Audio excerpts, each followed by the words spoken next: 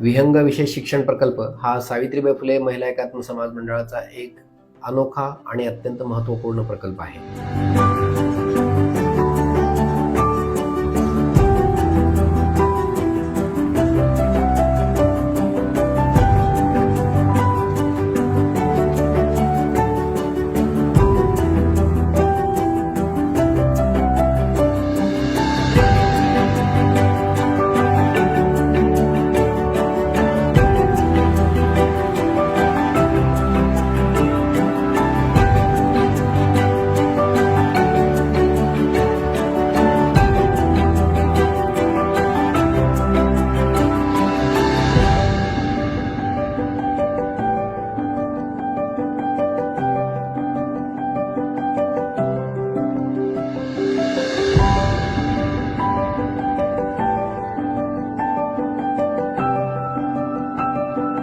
नमस्कार, मी आदिती शार्दूल. विहंग विशेष मुलांच्या शाळेची गेल्या 11 वर्षापासून संचालिका म्हणून काम बघते आहे. दिव्यांग मुलांना पुढे आणण्यात, समाजात आणण्यासाठी काय काय गरज लागते, तर त्याच्यासाठी आमच्या शाळेत थेरपी आहे, अर्ली इंटरव्हेन्शन आहे, मनोरंजनात्मक कौशल्य आहे, ज्याच्यात डान्स आहे, ड्रामा आहे, म्युझिक थेरपी आहे.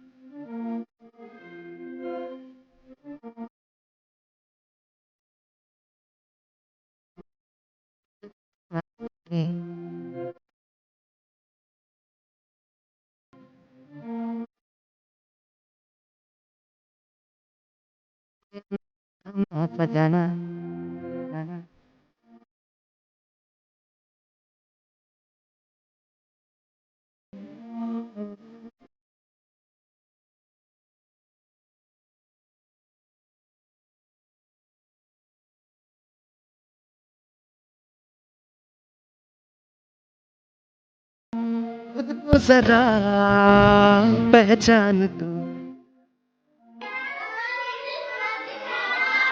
धूप झम से बिखर तू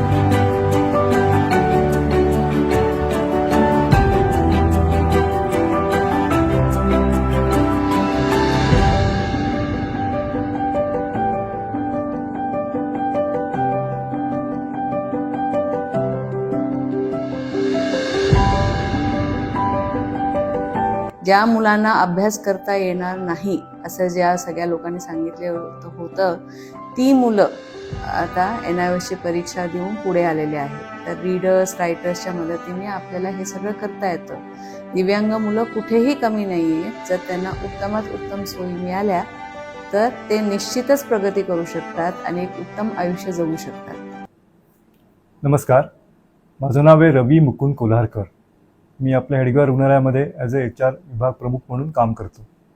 माझी जेव्हा आदिती शार्दूल मॅडमची ओळख झाली, तर ओळख झाल्यानंतर असं लक्षात आलं की आपल्या विहंग शाळेमध्ये काही विद्यार्थी आपले शिकत आहेत.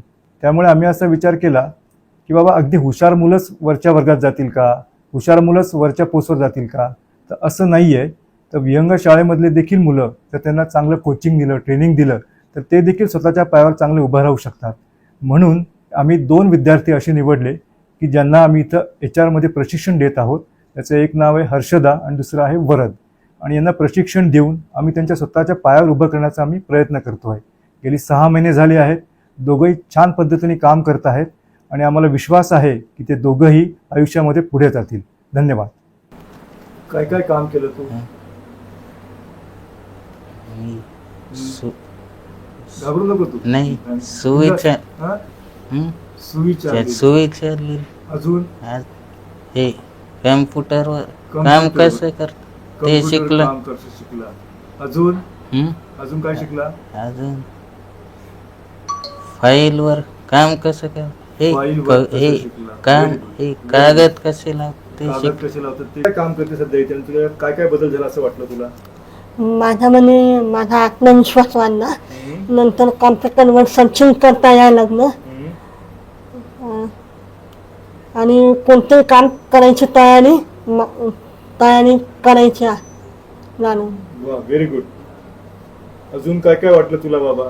6 महिन्यापूर्वी बा तू इथे येत असताना तुझ्या मनामध्ये काय विचार होते आणि आता काय विचार येतात तुझ्या?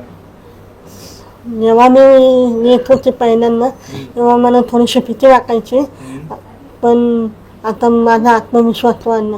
आपण आलो, आपल्याला एखादी गोष्ट आली नाही तर आपण परत प्रयत्न केला तर ते आपल्याला येतच. हा आत्मविश्वास वाढला. वा, व्हेरी गुड.